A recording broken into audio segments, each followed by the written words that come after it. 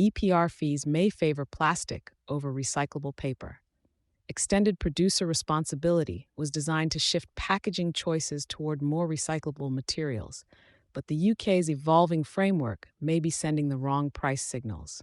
While fee modulation is set to kick in next year, applying a traffic light scale based on the recyclability assessment methodology, industry analysis suggests it doesn't always align with material performance in real recycling systems. The crux of the issue lies in how the UK currently classifies recyclable materials. Paper-based packaging with more than 15% plastic content is automatically labeled non-recyclable, regardless of how it behaves during pulping or recovery.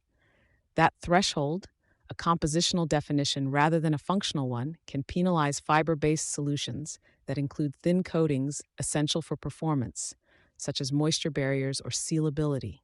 Meanwhile, certain forms of plastic, despite being harder to recycle in practice, may attract lower EPR fees. The result is a cost structure that could push brand owners toward packaging formats EPR was meant to discourage, undermining both innovation and sustainability progress. This divergence has real financial implications. EPR now directly affects budgets and design decisions. Brands seeking to reduce plastic use may find themselves penalized for choosing technically recyclable fiber composites that fall foul of outdated percentage-based definitions. Performance over percentages.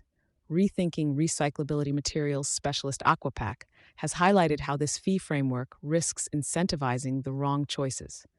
Its review argues that many fiber composites, including those with light barrier coatings, are processed effectively using the same infrastructure as standard paper.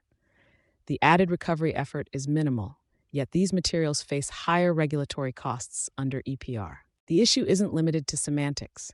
Some packaging formats, previously considered widely recyclable under earlier systems, are now being reclassified, not because they've changed, but because the definitions have.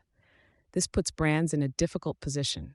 Opt for a technically sound, recyclable paper-based option and pay more, or choose plastic and gain a cost advantage under current rules. Aquapac proposes a shift toward performance-based assessment. Rather than assigning recyclability based on static material percentages, policymakers could focus on actual outcomes, such as fiber recovery rates, contamination levels, and compatibility with existing recycling infrastructure. This would give procurement and sustainability teams clearer, more science-based guidance. As an example, Aquapac points to its own water-soluble hydropol polymer, designed to integrate into current recycling systems without harming marine environments. But the larger message is not about a single product. It's about updating policy to match how modern materials are designed and function. EPR has the potential to drive smarter, more circular packaging solutions. But for that to happen, its incentives must reflect practical recyclability, not assumptions baked into outdated thresholds.